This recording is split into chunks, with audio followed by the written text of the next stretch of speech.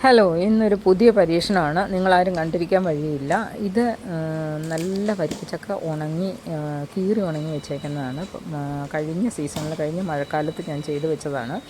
എനിക്കെൻ്റെ മുറ്റത്തെ പ്ലാവിൽ ധാരാളം ചക്ക ഉണ്ടാകും. അത് പാകമാകുന്നത് പെരുമഴക്കാലത്തായിരിക്കും. അപ്പോൾ 2-3 എണ്ണമൊക്കെ ഒന്നിച്ച് പഴുത്ത് കിട്ടുമ്പോൾ ഇത് മുഴുവനും വരട്ടി വെക്കാനുള്ള സമയം കിട്ടത്തില്ല. അപ്പോൾ എന്ത് ചെയ്യുന്നത് വെച്ചാൽ കുറേയൊക്കെ വരട്ടി ഫ്രീസറിൻ്റെ അകത്ത് വെക്കും. ഫ്രീസർ നിറഞ്ഞു കഴിയുമ്പം അത് മഴക്കാലത്തേക്ക് അല്ലെങ്കിൽ ചക്കയില്ലാത്ത സീസണിലേക്ക് ഉപയോഗിക്കാൻ വേണ്ടിയിട്ട് ഫ്രീസർ നിറഞ്ഞു കഴിയുമ്പോൾ കഴിഞ്ഞ പ്രാവശ്യം ഞാൻ പിന്നെ എന്ത് ചെയ്യുമെന്ന് വിചാരിച്ച് ആലോചിച്ചിരുന്നിട്ട് പിന്നെ അപ്പം തോന്നിയ ഐഡിയയാണ് ഇത് ഉണക്കി വയ്ക്കാമെന്ന് വിചാരിച്ചു. അപ്പോൾ ഡ്രയറും ഉണ്ട്. അതുകൊണ്ട് ഞാൻ പെട്ടെന്ന് തന്നെ രാത്രി മുഴുവൻ ഇരുന്ന് അത് നന്നാക്കിയിട്ട് ഡ്രയറിൽ വെച്ച് സാധനം ഉണക്കിയെടുത്ത് പല പാത്രങ്ങളിലാക്കി സൂക്ഷിച്ചിട്ടുണ്ടായിരുന്നു. അപ്പോൾ ഇത് ഉണക്കി വെറുതെ ഡ്രൈഡ് ഫ്രൂട്ടായിട്ട് കഴിക്കാമെന്ന് വിചാരിച്ച് നോക്കുമ്പോൾ ഒരു രക്ഷയില്ല കടിക്കാൻ.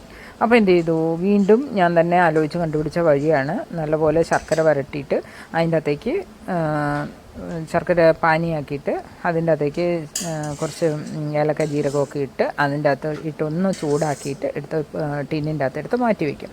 ഇതൊരു ഒരാഴ്ച കഴിയുമ്പോഴത്തേക്ക് ഇത് നല്ല സോഫ്റ്റ് ആകും, നമുക്ക് കഴിക്കാനും പറ്റും. നല്ലതാണ് കേട്ടോ, തേൻ നെല്ലിക്കയൊക്കെ പോലെ ഇരിക്കും.